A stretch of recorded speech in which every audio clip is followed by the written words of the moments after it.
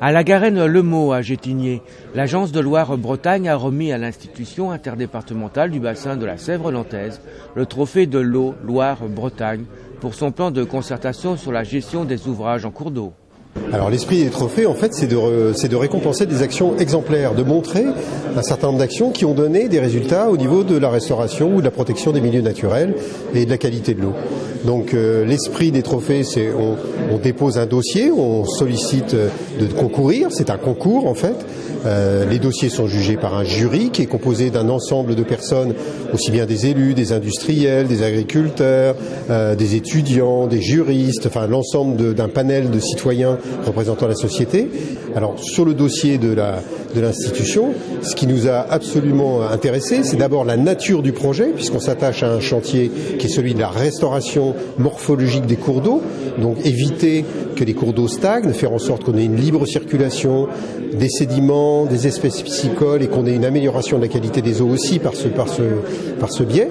Donc c'est un chantier qui est difficile, qui est prioritaire sur notre territoire parce que c'est un des enjeux fondamentaux sur l'ensemble de l'ouest de la France.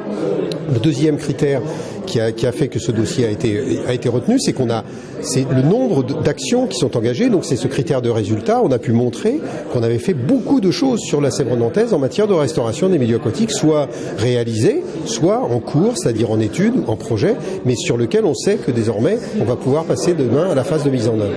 Et puis le troisième critère qui a été extrêmement important dans la sélection de ce dossier, c'est la méthode. C'est la méthode qui a été utilisée puisque, comme je l'ai dit, c'est la logique d'exemplarité. Donc l'idée, c'est une méthode qui a marché à un endroit, on va la faire savoir à d'autres endroits pour qu'ils l'utilisent et qu'ils aient aussi des résultats. Une récompense pour l'institution interdépartementale du bassin de la Sèvre nantaise suite à ses actions menées depuis 20 ans.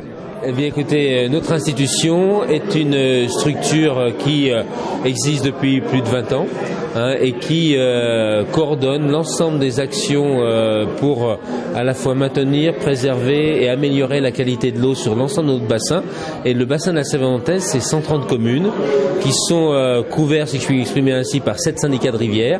Et ça concerne donc 4 départements, Vendée, Maine-et-Loire, Loire-Atlantique et Deux-Sèvres, et 2 régions forcément, puisque les Deux-Sèvres sont dans la région Poitou-Charentes et notre région Pays de Loire. Alors c'est des actions qui sont à la fois dans comme je disais, dans la sauvegarde, la préservation, mais aussi dans la mise en œuvre de ce qu'on appelle la bonne continuité écologique. Mais il y a d'autres actions aussi, autres que la qualité de l'eau. Il y a des actions sur l'aspect pédagogique, avec un projet, un programme pédagogique à l'attention des écoles primaires et collèges de notre territoire.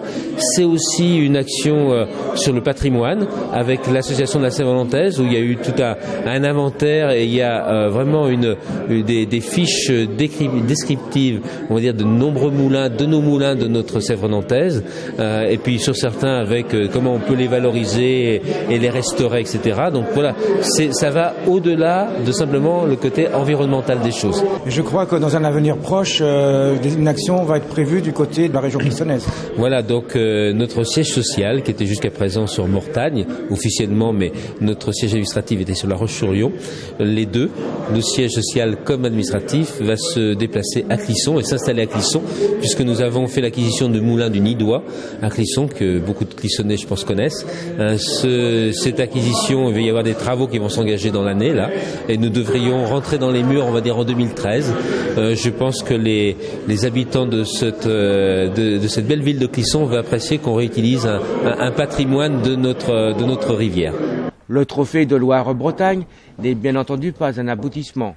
Beaucoup d'actions restent à mener pour la Sèvre nantaise.